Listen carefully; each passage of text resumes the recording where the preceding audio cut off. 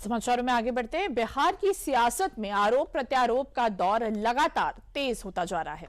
जन स्वराज पार्टी के संस्थापक प्रशांत किशोर ने उप मुख्यमंत्री सम्राट चौधरी पर बेहद गंभीर आरोप लगाए हैं और अब प्रशांत किशोर द्वारा लगाए गए गंभीर आरोपों का जवाब अब उप मुख्यमंत्री सम्राट चौधरी ने बेहद आक्रामक अंदाज में दिया है।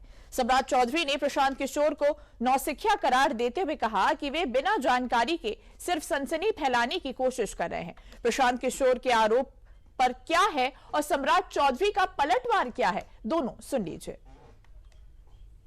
बिहार के उप मुख्यमंत्री सम्राट चौधरी, इन पर मेरा सीधा आपके माध्यम से सरकार को, बिहार के गवर्नर से, बिहार सरकार से, केंद्र सरकार से मेरा अनुरोध है कि इनको हत्या के आरोप में, ये हत्या के अभियुक्त हैं, इनको तुरंत पद से बर्खास्त करके गिरफ्तार किया जाए।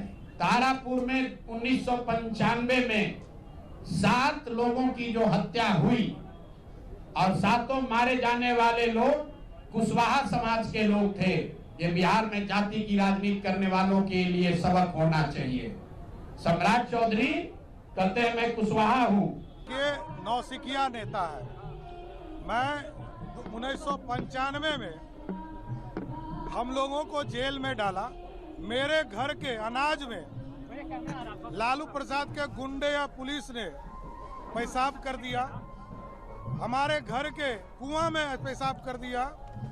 हमारे परिवार के 22 लोग जेल में रहे। नीतीश कुमार जी जो मुख्यमंत्री हैं बिहार के, ये 7 किलोमीटर तक मेरे लिए आंदोलन करते रहे, पैदल चले और ह्यूमन राइट्स कमीशन ने बिहार की सरकार, तत्कालीन सरकार लालू प्रसाद जी पर कार्रवाई किया और प्लेंटी दिया हमारे परिवार को।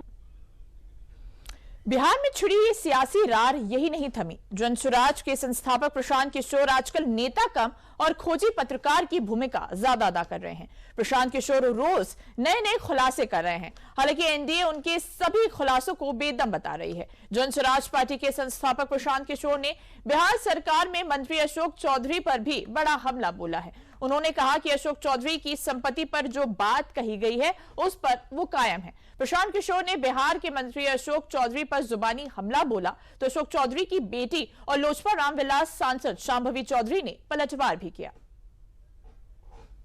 अशोक चौधरी के नाम पर जो संपत्ति की बात कही गई है, हम लोग उस बात पर कायम हैं।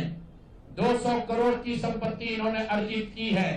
इन्होंने कैमरे पर आप लोगों को कहा कि 1 कट्ठा भी जमीन हो जाएगा तो मैं जन स्वराज की गुलामी करूंगा। मेरे भाई मुन्ना जी ने अभी पूरा डॉक्यूमेंट जारी किया है। अगर या तो उसको आप रिबटल कीजिए कि ये आपका जमीन नहीं है, और अगर जमीन है तो जन स्वराज की गुलामी मत कीजिए, बिहार के लोगों की गुलामी के लिए तैयार होइए, इस्तीफा दीजिए। नहीं इस्तीफा दीजिएगा तो आपका घेराव होगा, आपका राजनीति आपका नहीं करने देंगे।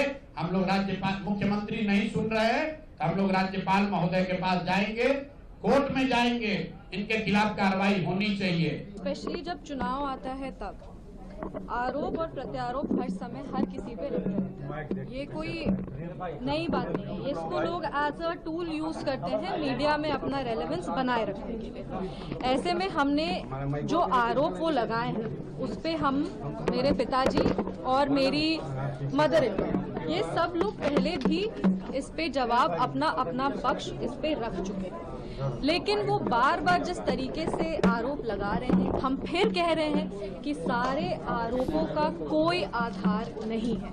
ये सब आरोप झूठे हैं और ये सारे आरोप बेबुनियाद हैं। हम लोग सब अब चुनाव के समय आ चुके हैं। चुनाव के समय इस तरह का आरोप लगाना किसी पे भी बहुत आसान हो जाता है। सभी लोग एक दूसरे पे आरोप लगा रहे हैं और सभी लोग इस आरोप के बंदिश में जनता को घुमाने का प्रयास कर रहे हैं। हम अपने तरफ से ये जरूर कह सकते हैं, पूरी ईमानदारी के साथ कह सकते हैं कि सारे आरोप झूठे हैं, सारे आरोप बेबुनियाद हैं और इन सारे आरोपों का कोई आधार नहीं।